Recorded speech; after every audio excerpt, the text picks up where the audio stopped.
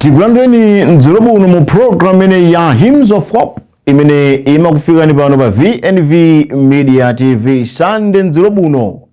Ine dzina langa ndine Philip Nyilenda. Cholinga cha program ene tikupasani nyimbo zopereka chiyembekezo tikudziwa kuti ambiri tikudusa muzinthu zosiyana zimene nyimbo ndi mbali imodzi ya zinthu zimene zimakhala zikutikuta komanso natipasa chiyembekezo pambali pa maulaliki komanso mautenga osiyana amene timawasatira moyo uno. Ndiye program ene imakufikani ndi cholinga choti ithe kukutani nakupasani chiyembekezo kupyolera mu nyimbo. Chikhalidwe cha program ene timakhala kupereka moni kwa inu amzathu amene mulisatira mchigawo chakumwera, mchigawo chapakati komanso kumpoto ko monire kumeneko. Tathokoza kwambiri chifukwa choti mwatiyankha ndithu kumeneko. Ndiye nyimbo imene itiyambire mu siku la lero ndikuimba kucha kwa mzathu Angels Voices kuchokera pa Likubula 1 mu mzinda wa Blantyre. Nyimbo nakuti ndifunitsa ndifunisisa akuti ndifunisisa. Tithokozeso inu amzathu amene matisatira komanso namayika ndimanga pansi pa program imene ya Hymns of Hope. Nyimbo imene akuti ndifunisa, Angels Voices Likubula 1.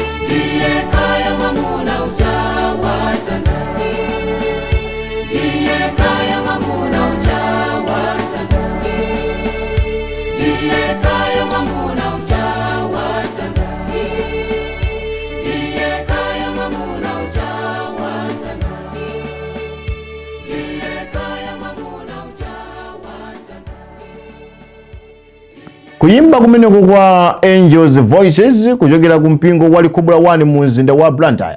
Nyimbo nakuti ndifunitsa lizikhala ndithu kumbo lathu kufunisisa ndithu kukhala ndi Yesuyo komanso kuyenda ndi Yesuyo. Chifukwa abwenza paziko pano nzovuta ndithu, nthawi zina tokhala nafe, nthawi zina sangakhala nafe, koma Yesu amakhala nafe mu nthawi zonse, natikuta, natipasa chiyembekezo dala, komanso natipasa thandizo.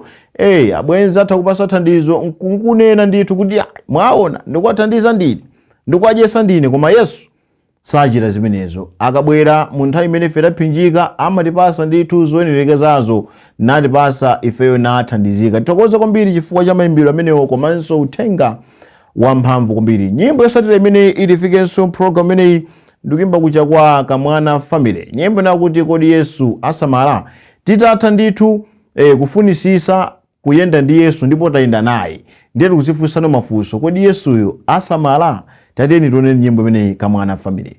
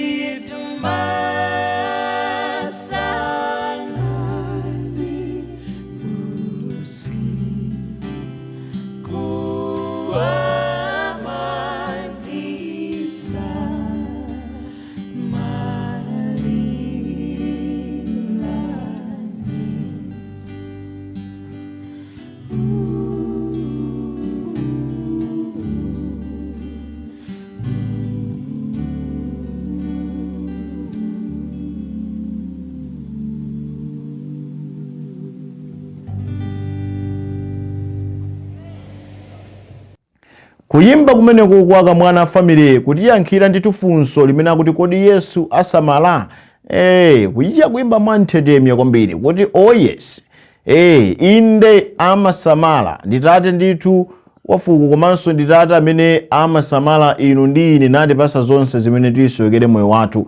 Tongoza kwambiri kuchokera kwa mzathu amene wa Akamwana family. Kuyimba kwina kuchokera kwa Harriet Major, nyimbo inakuti akantsogoza ndi nkako, ndi nyimbo imodzi imene timayimba kuchokera mu Kristu mu nyimbo imenenso timakhala kuimba makachisi athu komanso makomo mwathu. Nyimbo inanso ya mphamvu imeneyi Harriet Major. Akantsogoza ndi nkako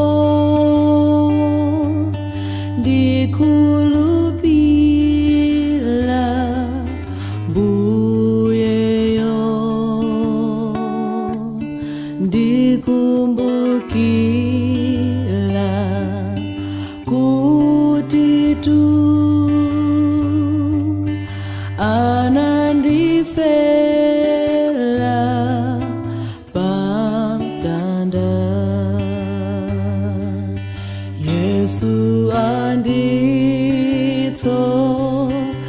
anditsogoza tu ulendo wanga onsewo bwenzi lona ndiyeyo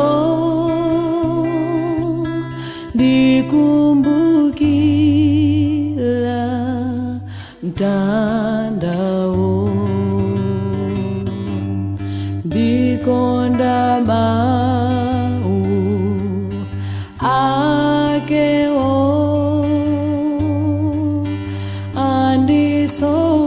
anditsogoze Yesuyo kufuna kwake ndichite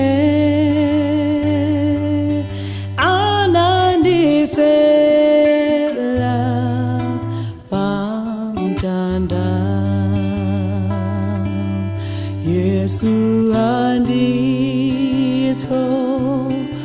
anditsogoza tu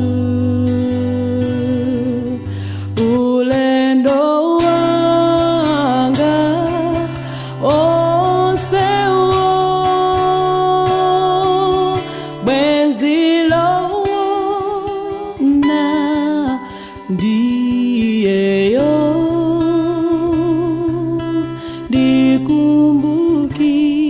ndikumbukila mtandao. Kuyimba kumeneko kwa Harriet Major ndithu kutifika mkatikati ma program ene ya Hymns of Hope.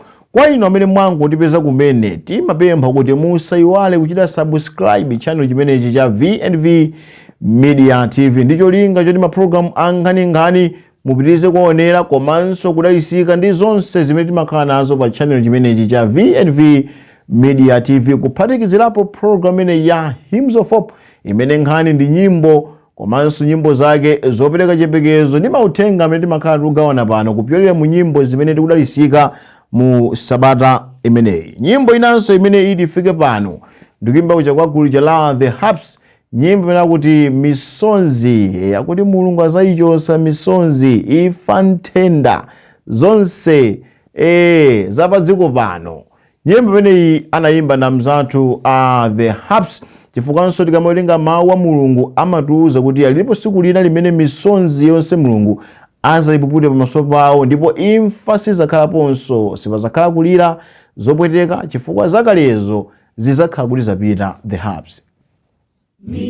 Misonzi Mulungu zayichotsa imfa nthenda zonse zapadziko. Misonzi Mulungu zayichotsa imfa nthenda zonse zapadziko. Dziko lake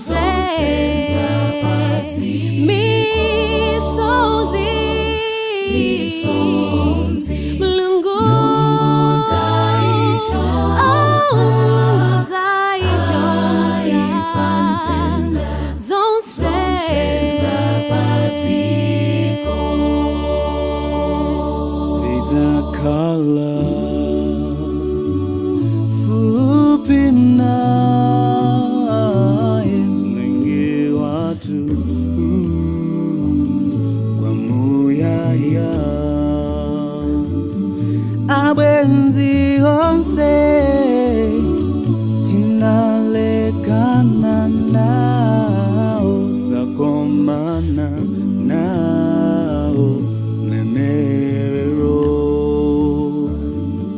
zakomana nao nenelo,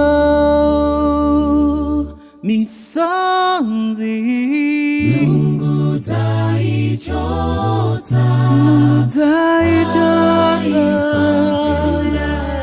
zonse zapatiko, misonzi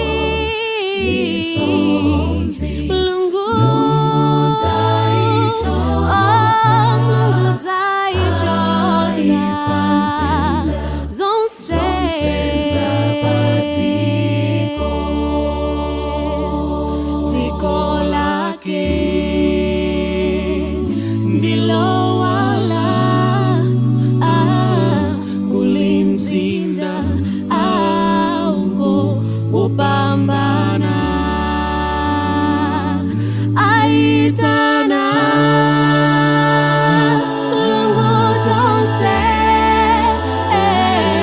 tikakondwe renae uko mwamba,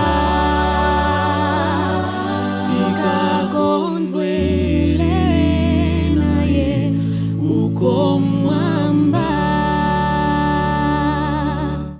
Kuyimba kumeneko kwa The Harps, nyimbo yabwino kwambiri imeneyo imene akuti misonzi mulungu wathu azaichosa. Nati pasa ife chiyembekezo chodala kwa inu amene mwataya okondedwa anu, ena lowa m'manda dzulo, ena akulowa m'manda lero, ena ndithu tikunena pano akulira chifukwa chokondedwa awo. Tiyeni ife tonse tizikhala nacho chisikimizo komanso kulimbika kuona mtima ndi kodala kuti siku lina zonsezi zizatha. Nyimbo inanso imene tifike ndi kuchokera kwa One Joy, kuchokera kuja kungumbe SDA Church mu mzinda wa Blantyre komwe kwakeni.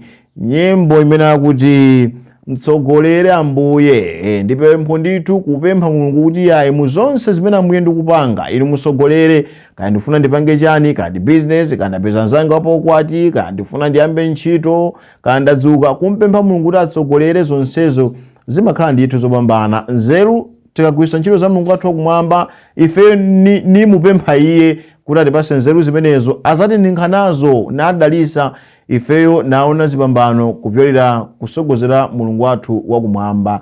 Tiyeni ndithu tizikhala tosogoza kumusogoleza Mulungu wakumwamba ndikumpempha kuti asogolere m'maplani athu onse.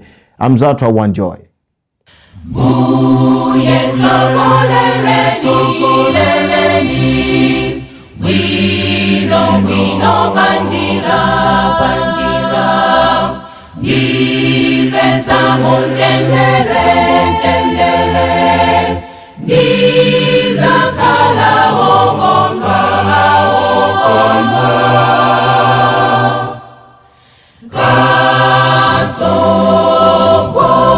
katsogola, niwapakutaika Ambuye, poti moyo uzunza, tsogoleleni Mbuye,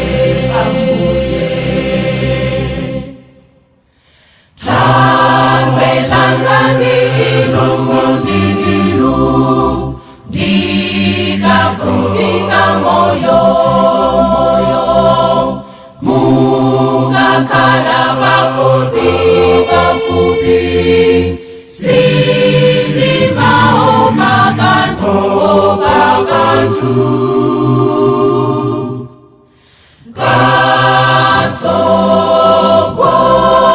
katsogola, ndiwapakutaika Ambuye, poti moyo uzunza, tsogoleleni Mbuye.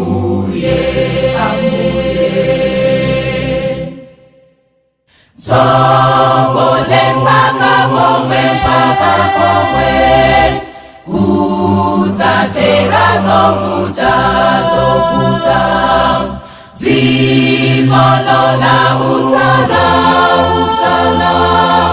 mizosi atajosa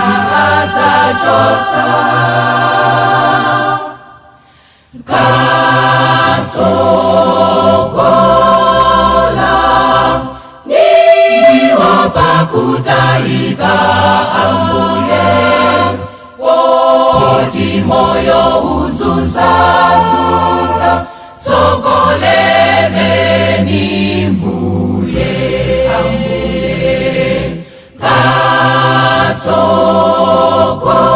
katsokola niwo pakutaika ambuye oti moyo uzunza sokoleleni mbuye kuyimba kumeneko kwa gulu limene la One Joy kuchokera ku Ngumbe SDA mu mzinda wa Blantyre. Nyimbo imene itimalizire program yathu ya siku la lero ndikuyimba kucha kwa mzathu atu His Glory kuchokera mu mzinda wa Blantyre. Nyimbo nakuti palibe wina. Ine dzina langa ndine Philip Nyilenda, komanso ndithokoze pakamera Brian Katumba chifukwa chonesesa voice komanso chithunzi chikuoneka mene chikuonekeramo kuchokera kwa ife kuno ku area 36 mu mzinda wa Lilongwe. Tikuti pitirizani kuonera maprogramu osiyanasiyana pano pa VNV Media TV. Tingoti bye for now. Good night.